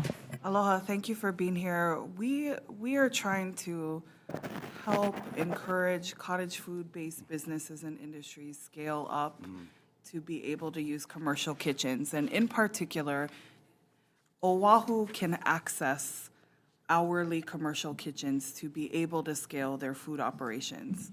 And the intention, part of the intention of this bill is for in rural communities across the neighbor islands where we're trying to encourage locally Hawaiian-made value-added products to be able to get to scale, because right now, most of the time in rural communities, you have to own a commercial kitchen and rent space permanently. There aren't small in and out hourly based operations. So understanding that, what can we do, because we have a lot of support from the other departments with the Department of Health to help encourage businesses to get to scale where they can afford to open a physical-based operation in a commercial facility. How do we bridge the gap? And I think that's one of the intentions of this measure. Yeah, that's a really good question. You know, our role at the department, because that's a totally, and we view it as a business venture side, if the legislature chooses to capitalize it and fund some sort of hub that entrepreneurs can use, I mean, we're all behind that. Obviously, right now, if you want to get into exactly what you said, I think the biggest thing that you have to look for is existing kitchens that do not operate 24/7, people that already have permit with us. Any of those people can be used as a support kitchen to run another business. There are a number of churches and schools, private schools that are out there that do have permits with the Department of Health. Those all can also be used as support kitchens to do value-added products. I'm not going to speak for the DOE, but there are hundreds of kitchens out there that already have permits with the Department of Health, and those are all able to be used as support kitchen. So I think it's a question of access, and you have to pay for this by the hour. You're going to see that people on Oahu have access, but it's very costly. If you ask someone how much they pay to rent one of these commercial kitchens to bring their products to the market, yeah, it's not cheap. So you have to have a really good business plan, and you have to really understand the economics of what you're doing. Yeah. One question too is, you know, one of the reasons to oppose this measure is, you know, if we think of whipped cream or toppings on top of a baked good. Right. A lot of those have a milk or dairy product, and Yes. therefore it is illegal by the standards of the department currently. So have we had any cases of reported illnesses from cottage products? Because people at farmers markets are probably now doing this illegally, and we're trying to codify to make it safe That's for a those really businesses good, and legal. That's a really good question. We do not have statistics because we do not allow those products to come to market out of a home kitchen. For regular food establishments that are permitted with us, we investigate between 150 and 250 foodborne illness complaints every single year from our permitted establishments. I don't have any statistics, and I don't expect to have from our homemade food industry, because we do not allow those products that cause illnesses to be sold out of someone's home. Okay, and you did clarify that there are not a majority of states that have different legislation and that the Department of Health was one of the first. Yes. But there are 7 states that allow and have legislation for potentially hazardous cottage foods to be sold.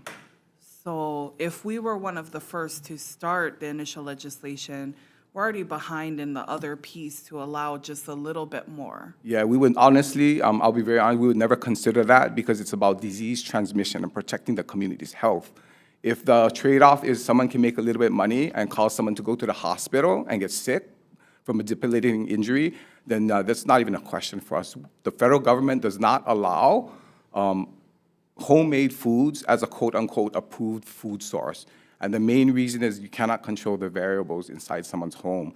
As a real quick example, if you have a norovirus outbreak in a food establishment, you have to close the thing down, keep everybody out, floor to ceiling scrub every place that any employee is in contact with or any food is created. That's going to be impossible if you folks start to allow residential home kitchens to operate under the same, I guess, standards that we demand of commercial kitchens that produce foods that can cause illness and death.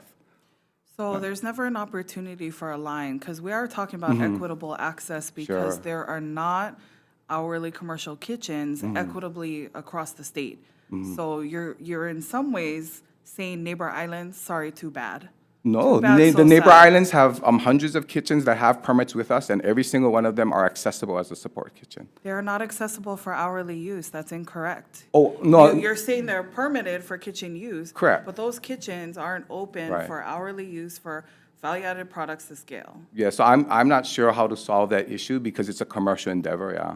So I can't attest to someone's business plan and whether they can make money off this or not, and nor can we endorse anybody doing such a thing, yeah.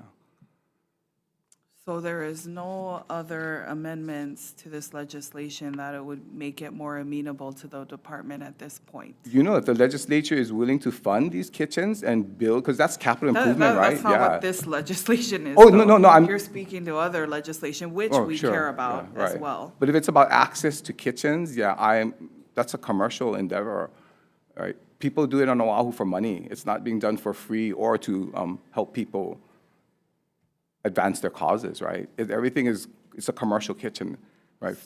So you said there are neuroviruses and you shut down kitchens. How often does that happen in kitchens that are certified? Almost annually, Because you have yeah. no data on the others. Annually, but how many? Is this dozens? Oh, Is this hundreds? no, it changed. I said we had anywhere from 150 to 250 reported disease outbreaks. This is reported to us from DOC-D, our Division of Communicable Disease, that say that somebody has gotten ill and they suspect it's coming from one of our permitted food establishments. So that can be anywhere from 150 to 250 a year. During the COVID time, that number dropped all the way down to somewhere like in the 30, 40 numbers because, I don't know, people are not reporting illnesses. So it's very difficult to make a direct relationship between sometimes what hasn't happened yet, like how many people are going to get ill if they put whipped cream on their cakes. I can't answer that question. And to speak to the permitted businesses now and the opposition to a home business and not wanting to do site inspections, what's the difference to a site inspection in a home-based business? Okay, when we inspect, versus a yeah, commercial? that's a really good question. When we inspect a commercial kitchen, we open up every single cupboard, drawer, locked cabinet. We have to have access to everything in what they call their food establishment. And I don't think, number one, we're going to be able to achieve that in a private house. Private homes contain both legal, over-the-counter prescription medicines that typically you tell me where you store yours, mine are in my kitchen. That's a really big issue. If you have ill people in the house with communicable diseases, the commercial establishments have to restrict them from the premises, period. You can't do that in a household. You can't send your child out in the street because they're sick and you're going to use the kitchen for commercial purposes. So those are our big objections. It's all health-based and controlling communicable diseases in the community. Is there any willingness, again, we can do things on a trial basis and change the law if we find, right now we have zero reportings of homemade food illness reporting. Because we don't allow foods that cause illness. Well, if you and we will allowed continue to do for that. it and we piloted it, because we don't have to change the law permanent, we could change it for a Yeah, trial basis of okay. X amount of years. That's frightening Is for that the- amenable? Because if we have No. no reported cases. No, it's then- not amenable, and the reason why is our whole program is based on preventing illnesses, not trying to test market something and see how many people will get ill because we do that. People can end up actually in a hospital and die from foodborne illnesses. That's why I'm such an advocate for this. It's not something we make up. Hundreds of people die every year in the United States from foodborne illnesses from commercial food establishments that are controlled. Now, the proposal is to open it up to residential households that have no control at all over ill people. It's not every type right? of food that a commercial establishment, we can limit the types of hazardous foods, but the department has not given us where the line is drawn. Because we could remove meat, we could keep meat. So we're not saying all or nothing. If there's a way to stagger the approach to add some layers of this hazardous list to trial. Again, yeah. like things with cream okay, or the whole reason, milk. there's two types of food. One that cause people to get sick and die, and one type of food that does not. We already allow this whole arena of foods that can be produced out of people's homes that have no history of making people sick and causing illness and death. Poultry, beef, pork, fish, dairy products all have that track record. So if the idea is to let's trial it and see if anybody gets sick and dies, then no, we will absolutely not go down that road. Thank you. Thanks. Thank you. Okay, members, any other questions? We have about 5 more bills to get through, so we're gonna try to push ahead. Moving on to our next measure, HB 2146. First testifier we have is Department of Agriculture.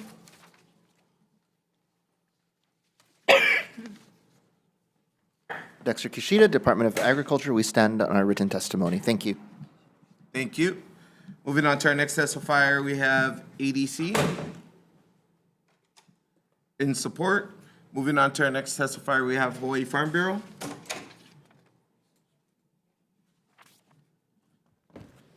Thank you, Chair, Vice Chair, Representative Cochran. Brian Miyamoto here on behalf of the Hawaii Farm Bureau. We provided comments. We absolutely support agritourism and want to see more of it, but we believe agritourism in this context is a home rule issue. Different counties may have different desires on what they want to see, and the zoning laws. So again, we're just providing comments. Thank you for the opportunity to testify. Thank you. Noting that was the last testifier indicating they would be here in person or on Zoom. Is there anyone else wishing to testify on HB 2146 relating to agricultural tourism? Okay, seeing none. Members, any questions, comments, concerns? Seeing none, we're going to move on to our next bill, HB 2613, relating to agriculture. First testifier we have is Department of Agriculture.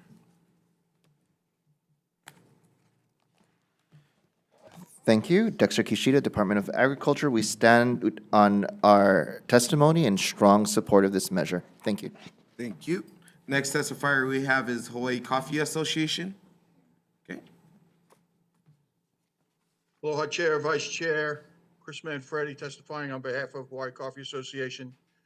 We stand on our written testimony in strong support. This measure is vital for our industry to protect our brands, the integrity of our brands, and to prevent downward price pressure caused by fake or counterfeit coffee introduced into the marketplace. Thank you for the opportunity to testify. Thank you for your testimony. Next testifier we have is Hawaii Farmers Union. 2146. On HB 2613. We'll stand on our written testimony in support. Thank you. Okay. Anyone else wishing to testify on HB 2613? HFB? Sorry, Chair, we did submit written testimony. We stand on our written testimony in support. Yes, thank you. Okay, anyone else wishing to testify on HB 2613? Okay, seeing none, members, any questions, comments, concerns? Seeing none, we're going to move on to our next bill, HB 2618, relating to aquaculture. First testifier we have is DOA.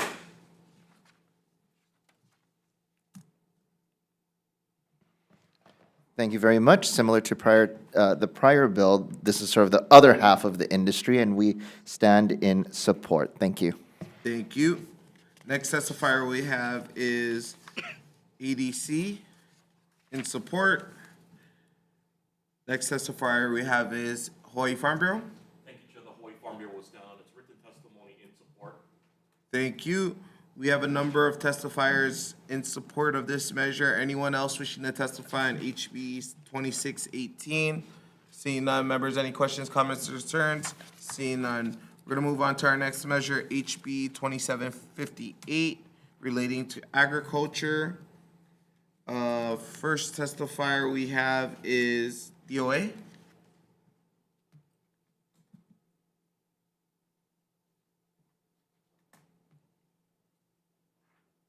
I'm sorry, confirming 2758? 2758, correct. Okay. Thank you very much. Dexter Kishida, Hawaii Department of Agriculture, and we stand on our testimony with comments, and there are, and I apologize, extensive comments on this bill.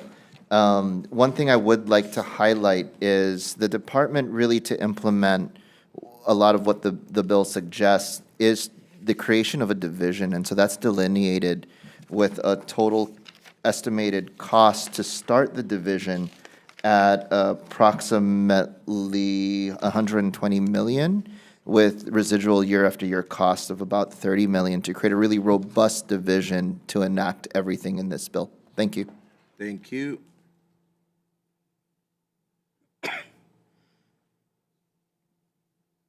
Next testifier we have is Hawaii Invasive Species Council.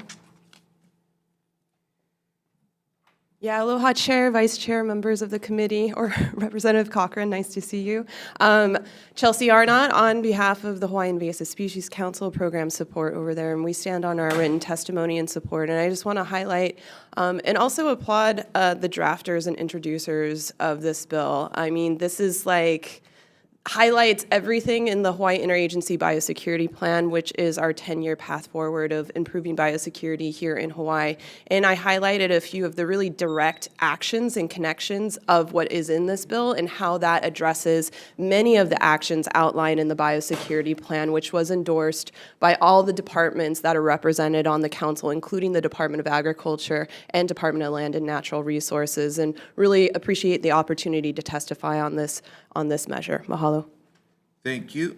Next testifier we have is Coordinating Group on Alien Species, Pest Species.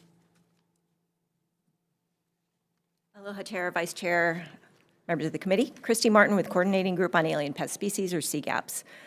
We also would like to applaud this committee for hearing this bill. It's an ambitious collection of measures to address some of the most significant gaps that are outlined in the Interagency Biosecurity Plan. I also wanted to point out just a few things, if I might. The Department of Ag has the sole authority for preventing and controlling the movement of invasive pests into and around Hawaii. And one of the first things that this bill does is it really clarifies that although they're called the Department of Agriculture, really they have the sole authority for protecting the environment and the people. And so making that clear via this language is very helpful. We appreciate that. There's a section in here about nursery regulation, and regulation can tend to be scary, but I wanted to clarify just a few things. As we found out recently, it's legal to sell a plant that we know is infested with little fire ants or infested with coqui frogs. This nursery regulation program is just the beginning of a sensible framework. And we heard from Peter Oshiro today from Department of Health. He was the one that devised the restaurant placard program for a sensible approach to regulation. And I wanted to share with you what I learned during the bio break here. He instituted a program that basically is a $3 million program that funds itself through the fees. They have inspectors that are supported by the fees. They make a pledge to go out to each of those regulated restaurants or businesses. And they address the concerns, and they get their green placard back. They have 30 inspectors on Oahu alone that are funded by this fee. So I appreciate the math that went into the Department of Agriculture's 120 million. I want to just push back a little bit and say, let's not ignore the examples that we have that are very successful, that are right in the room. Third point, and I'm sorry I'm going on about this, but it is a rather complex bill. We want to note that the vast majority of the items in this bill are really focused on some of those critical control points, right? The nurseries and some of those other areas. It does support farmers quite well, though. It allows the Department of Agriculture to be able to enforce federal quarantine regulations. This protects, and it was mentioned earlier about, you know, the citrus growing on Maui.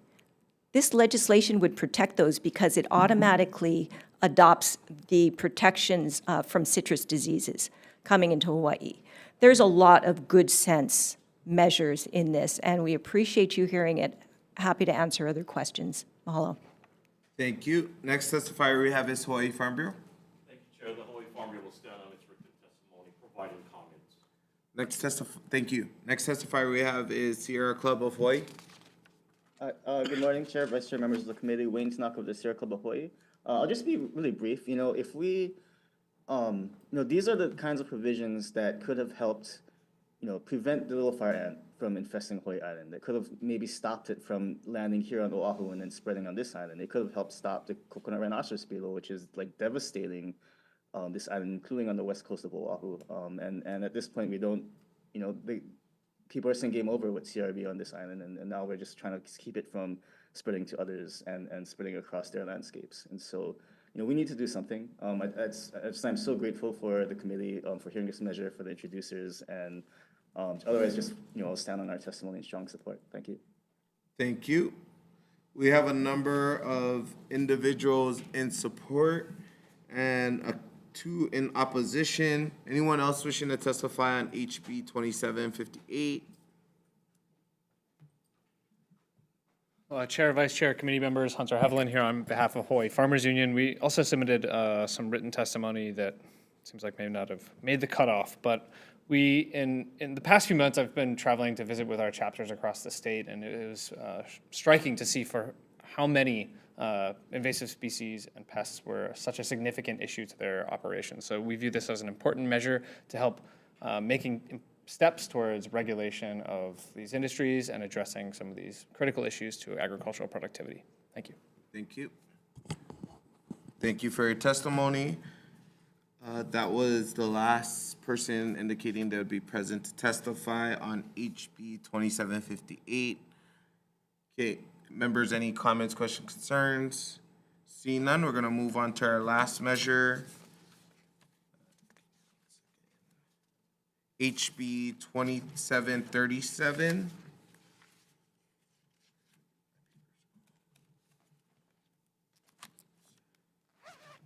First testifier we have is Department of Agriculture.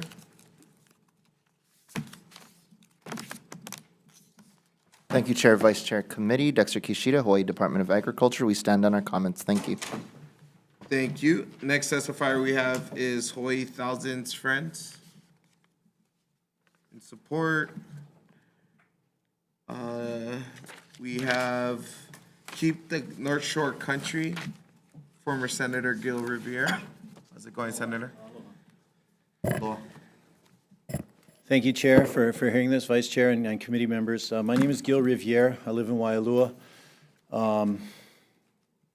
As you know, much of the ag land is on the North Shore. And there is a proliferation, kind of a free-for-all going on right now, where people are starting up businesses everywhere, and there doesn't seem to be any way to shut them down. The way the law is presently written in Chapter 205-2, it says that an agricultural-based commercial operation can occur provided essentially they sell something grown in Hawaii. There's no nexus to the land. There's some words in there that talk about that they can sell out of these retail operations or value-added products. There's some reference that they can use stuff on their land. Well, of course, but there's no requirement that they grow anything on the land. So if you take that to its logical conclusion, I could say I'm a farmer, I could have some land. I then say, well, I want to open up this operation out along the highway, and I'm going to sell Kona coffee.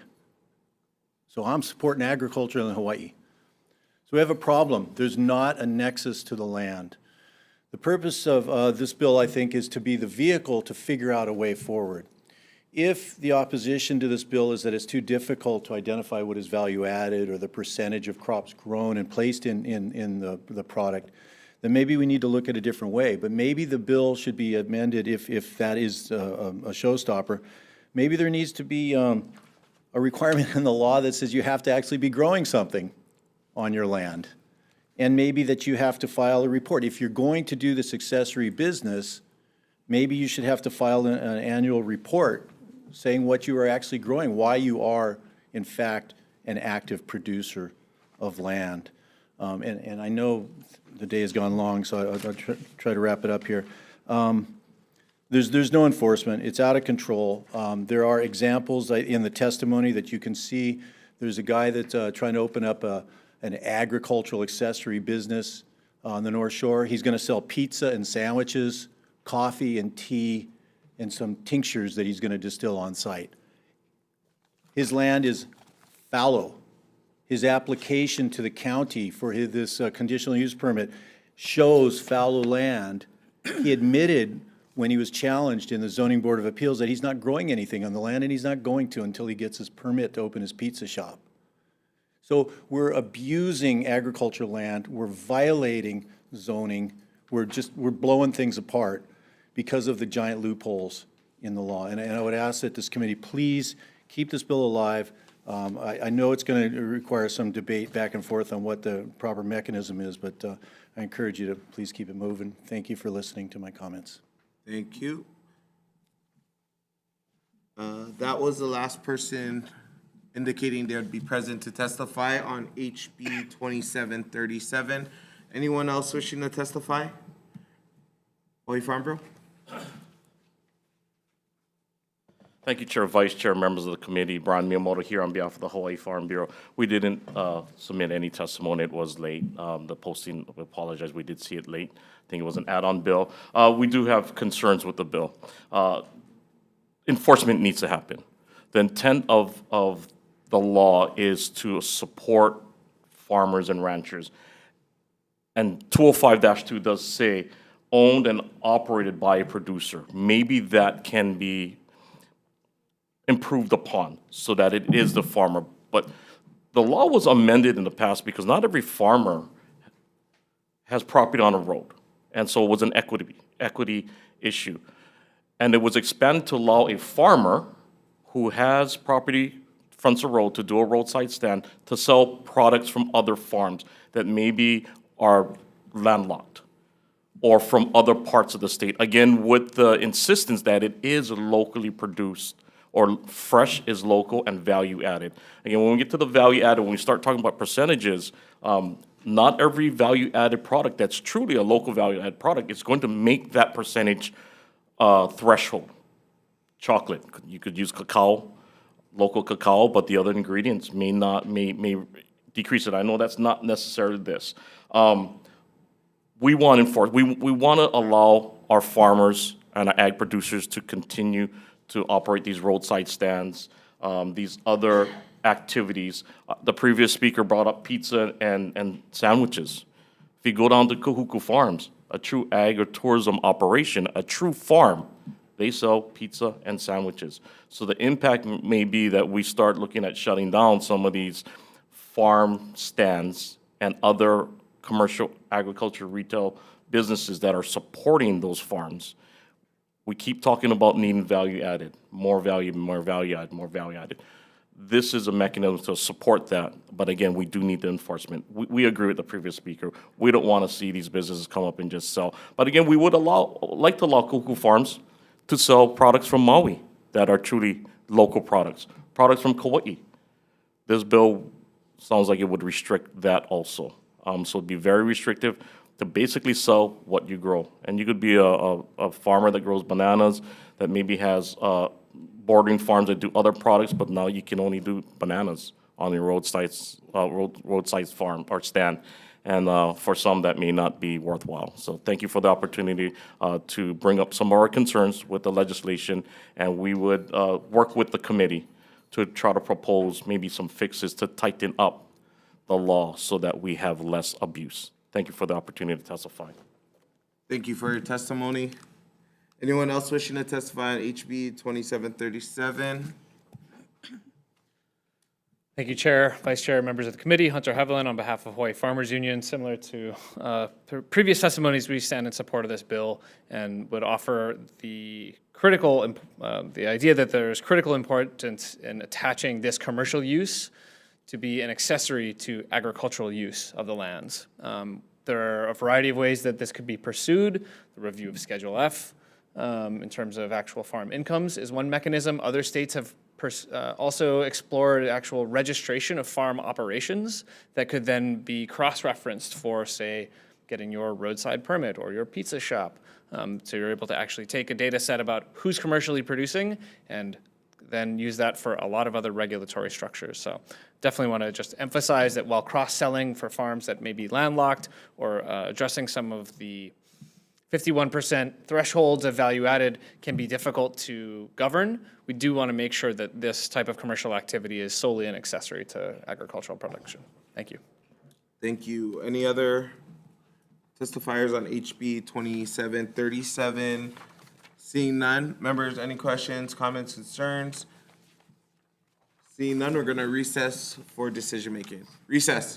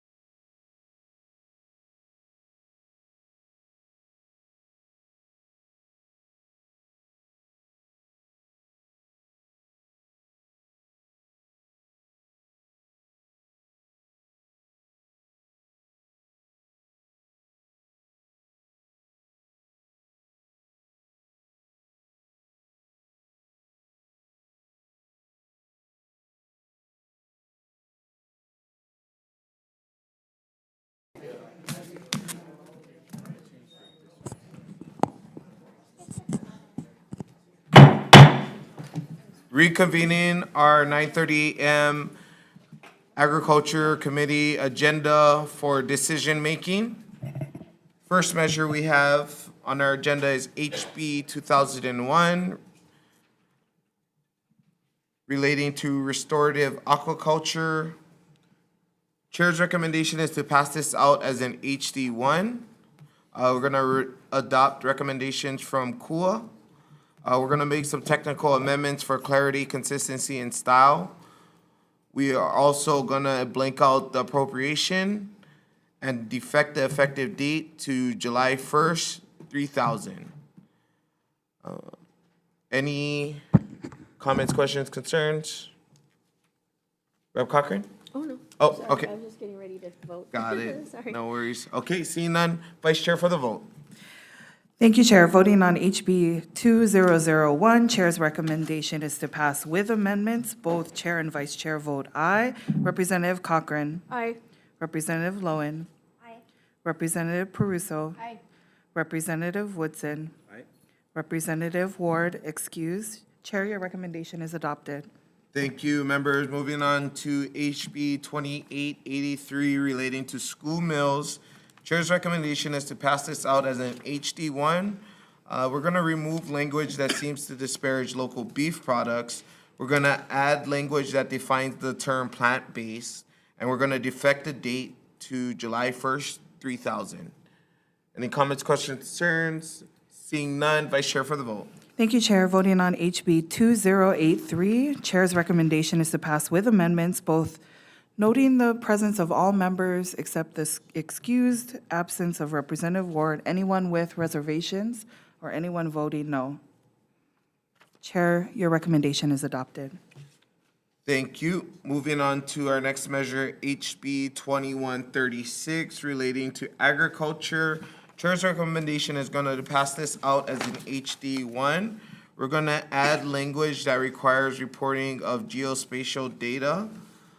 We will add in language that develops an online reporting tool for this data sets. And we are also going to remove the language regarding 50% gross income threshold. We will also defect the date to July 1st, 3000.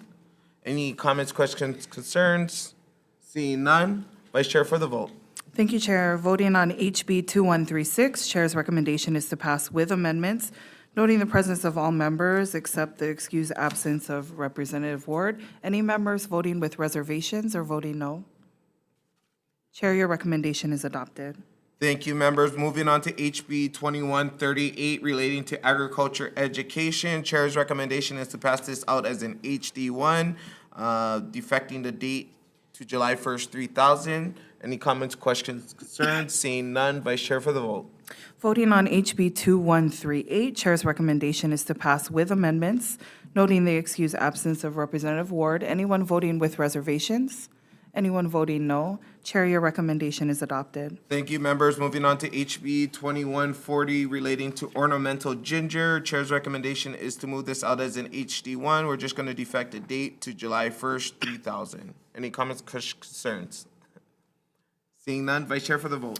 Voting on HB 2140, Chair's recommendation is to pass with amendments, noting the excused absence of Representative Ward. Any members voting with reservations? Any members voting no? Chair, your recommendation is adopted. Thank you, members. Moving on to HB 2144 relating to value-added products.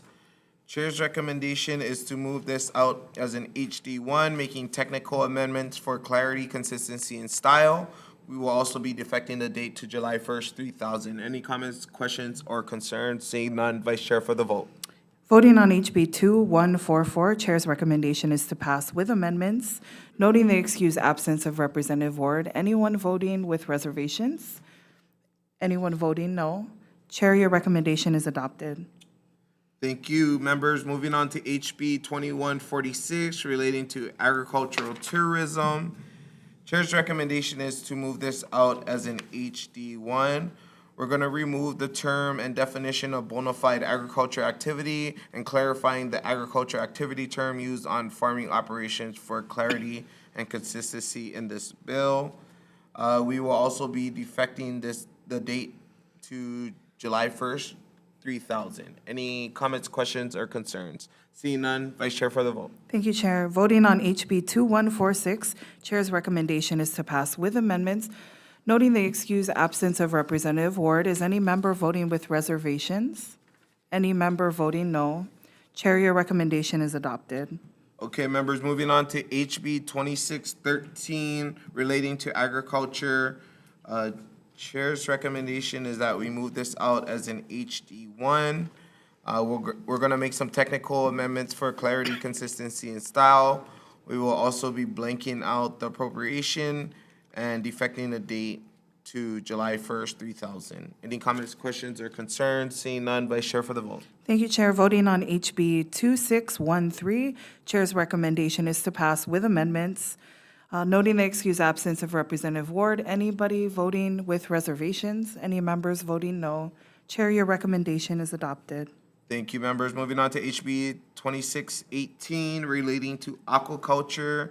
Chair's recommendation is to move this out as an HD1. We're going to make some tech amendments for clarity, consistency, and style, blanking out the appropriations and defecting the date to the year 3000, July 1st, 3000. Any comments, questions, or concerns? Seeing none, Vice Chair for the vote. Thank you, Chair. Voting on HB 2618, Chair's recommendation is to pass with amendments, noting the excused absence of Representative Ward. Any members voting with reservations? Any voting no? Seeing none, Chair, your recommendation is adopted. Thank you, members. Moving on to HB 2758. Chair's recommendation is to move this out as an HD1. And we are going to make some tech amendments needed for consistency and style. And we will also defect a date to July 1st, 3000. Any comments, questions, or concerns? Seeing none, Vice Chair for the vote. Voting on HB 2758, Chair's recommendation is to pass with amendments, noting the excused absence of Representative Ward. Anyone voting with reservations? Anyone voting no? Seeing none, Chair, your recommendation is adopted. Okay, members, moving on to our last measure, HB 2737. This measure was just added to our agenda yesterday, and I think it still needs some work.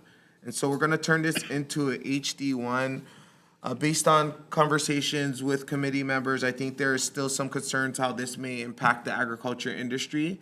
And so therefore, we're going to turn this into a feasibility study with DOA in consultation with DCCA, Department of Health, and DOTAX, along with other pertinent state agencies to figure out what we need to really do to strengthen those loopholes that are being utilized to abuse agricultural lands, and to come back with recommendations for how we can address this potentially in next session. And we will also ask that DOA consult with our city and county across our islands to ensure that we get their input for permitting processes and so forth. But with that, we will also defect the date to July 1st, 3000. Any comments, questions, or concerns, members? Okay, seeing none, Vice Chair for the vote. Thank you, Chair. Voting on HB 2737, Chair's recommendation is to pass with amendments, noting the excused absence of Representative Ward. Are there any reservations? Members, any noes? Seeing none, Chair, your recommendation is adopted. Thank you. This Chair, hearing. Chair, if I could if I can change my vote on HB 2144 to a no based on the Department of Health's testimony. 2144. So that went really rapidly for me. My apologies. Double check that that's possible. Okay, I don't know if you it's can possible, change we can, or I can just do it on the floor. Yeah, okay. Thanks. Thank you. All right, this hearing is adjourned.